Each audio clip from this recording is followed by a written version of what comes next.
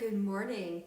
How is everybody holding up? We are now several weeks into this COVID quarantine phase, and I've been spending a lot of time on Zoom meetings and phone calls with clients, and I've been busy working with leaders trying to figure out next steps and how to move forward. Today I thought I would approach the topic of communication. And I wrote in the little headline there, communicate, communicate, communicate. How well are you doing this?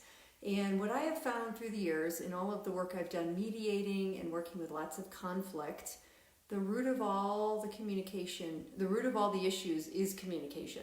So poor communication, not listening, not relaying our messages clearly, body language, all of these things play into communication. And so it's important to really look at what is it that you are doing that is effective in your communication, and where are some areas where you could still use some support and guidance. Listening is one of those skills. I always weave that into communication. I have separate classes and content that I teach around listening. But the idea with listening is you want to become a deep listener. That helps with communication. A lot of people listen only to respond instead of really doing that deep listening.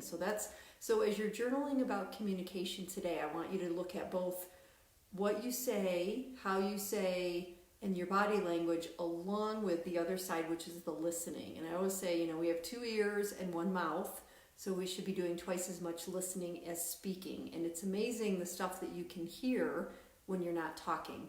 So really look at the listening piece of it, but jot down some notes of your own communication styles and look at past relationships, past jobs that you've had, people that you've struggled to communicate with, and try to understand why that is. What are the issues that keep coming up? Are you someone who's kind of brash and harsh in your communication back?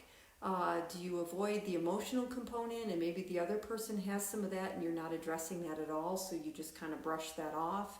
What are the words that you're using when you communicate? Is there a lot of I or me instead of you or we, or how can our team work better together? So using certain language can really make or break communication as well. And body language is huge. Body language is actually the majority of communication. We don't realize that, but it's, eye contact, and are we looking directly at someone? Are we looking somewhere else where they're trying to communicate with us? We don't want that. So we want to make sure that we're aware of our body language. You've heard things like crossing your legs or crossing your arms can show that you're blocking. And so just look at, when you're talking with someone, are you open? Do you have an open posture? Are you leaning in to listen? Are you looking at them directly? All of that stuff plays a role. So today in your journal, I want you to jot down your communication style, what you do really well, and areas where you could use improvement. Jot those down. Send me an email, barb@drbarbhouston.com. I'd love to keep communicating, doing some one-on-one talk with a lot of you that have been doing that. So send me your ideas, post some comments below. Go out and make it a great day, and I will see you all tomorrow.